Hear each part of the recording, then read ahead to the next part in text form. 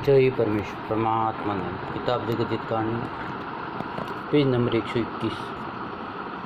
और ये सौदागर लोग दुख देते हैं जब वो पाप सबको आगे लगता है। सो जिस तरह का पाप कराते हैं उसी तरह का बुरा हो जाता है, जिसको पर्चा और परमेश्वर की कुदरत ख्याल करके बैठे हैं।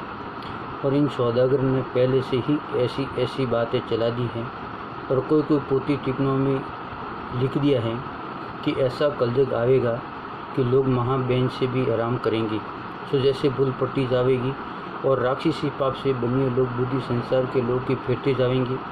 और अपन लोगों को कौन सी की खबर पड़ती है कि हमारी बुद्धि बनियों ने पाप से फेर दी, तो फिर संसार के लोग जानवरों के मुआफिक माँ बहन से बुरे कर्म करने लगेंगे, क्योंकि जानवर कौन सा समझते हैं कि हम माँ बहन से बुरे काम करते हैं। इसी तरह से संसार के लोग की बुद्धि भ्रष्ट होकर जानवरों के मुआफिक हो जाएगी। जब माँ बहन से आराम करेंगे तो सब संसार के लोग इस जाल को एक दिल होकर बहुत जल्दी चढ़ो कि जो ऐसा वक्त नहीं आवे कि जो संसार के लोग माँ बहन से बद सोहबत करें। जिस पहले इस जाल को चढ़ाने का बंदोबस्त करो कि जो तुम्हारे सब संसार की औलाद नहीं बिगड़े। सो भाई मेरे हो, मैं अच्छी तरह से तुमको समझाता हूँ कि परमेश्वर की कुदरत नहीं है, ये तो बंदियों की राक्षसी पाप की कुदरत है। सो इसको हेत करके चढ़ो, क्योंकि इन सौदागर ने संसार की अकल ऐसी खराब कर दी है जिससे तुमको जमीन माता की शरीर की बीमारी काल मालूम नहीं होता कि जमीन माता जीवता जीव है या मरी हुई है। सो देखो भाई, जमीन माता तो जिंदा जीव है और अमर है, मरी हुई नहीं है। अगर से मरी हुई होती तो शुक्र कब की गल जाती, तो इस संसार इस जमीन माता के ऊपर कहाँ से रहता। सो ख्याल करने की बात है, क्योंकि जमीन माता तो जिंदा जीव है जिससे कुल चीज़ें इसके ऊपर पैदा होती और संसार इसके ऊपर रहता है।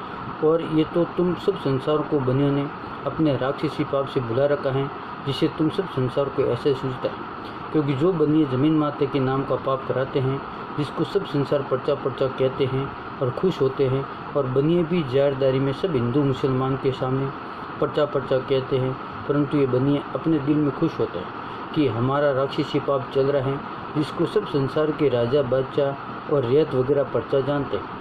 और बनिए तो अपने राक्षसी पाप को खूब जानते हैं, परंतु ये बनिए अपने राक्षसी पाप से अपने पाप की खबर तुम राजा बादशाह को नहीं पढ़ने देते। और मुझ गरीब साधु को इन बनियों ने अपने राक्षसी पाप से कड़ पाया है। Page number 122। जब मुझको इनके राक्षसी पाप की खबर पड़ी और जब तक कि मुझको राक्षसी पाप से नहीं कल पाया था, जब तक मैं भी अंधों की तरह से था।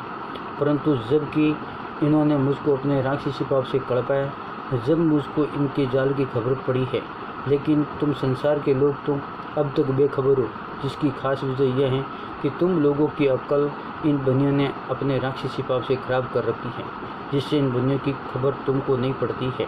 इससे अब मैं सब संसार के बच्चे बचने की गरज से इन सौदागरों के राक्षसी जाल से वाकिफ़ करता हूँ कि जो कुछ ज़मीन को रोग हो रहा है और कच्ची उम्र में मरते हैं और मंदिरों की पुतलों को ज़मीन फाड़ के बाहर निकाल देते हैं, सो सब फितरान सौदागरों के राक्षसी पाप का है, जिसको तुम सब संसार के लोग और राजा बादशाह और रेत वगैरह मिल के और एक दिल होके इनों के राक्षसी पाप को चढ़ाओ, तो संसार की औलाद को सुख प्राप्त होए। और इन सौदागरों ने अपने राक्षसी पाप से तमाम जान के राजा बादशाह की अकल और रेत वगैरह की अकल ऐसी ख़राब कर दी है कि जिसका हाल मैं अपने कलम से नहीं लिख सकता हूँ। क्योंकि राजा बादशाह इन बनियों नमक हरामों को सच्चा जानते हैं और सबों को झूठा। हालांकि तमाम हिंदू मुसलमान सच सच बात कहते हो तो भी झूठा समझेंगे, और सौदागर महाजन शायद झूठ बोलते हो तो इनको सच्चा समझेंगे। सो ये सारा सबब राक्षसी पाप का है। परंतु हिंदू मुसलमान इन बनियों को माँ बाप के बराबर जानते, तो भी ये बनिए झूठे चच्चे कागज़ कर्जा के हिंदू मुसलमानों के नाम से बना के रख छोड़ते हैं।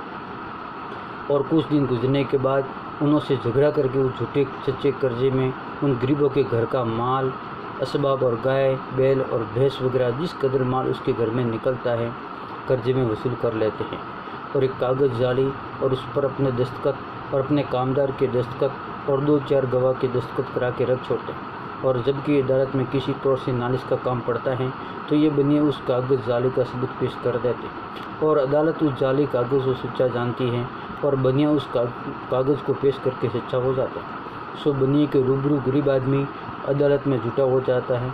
ये अदालत का इंसाफ होता है, क्योंकि ये बनिए गरीबों के बुजुर्गों के नाम से झूठा जाली तमसो वगैरह लिख के रख छोड़ते हैं, और जबकि उनके बुजुर्ग मर जाते हैं सब उनसे रुपया वगैरह मांगते हैं जो तमसो के अंदर लिखे हो। जय परमेश्वर परमात्मा।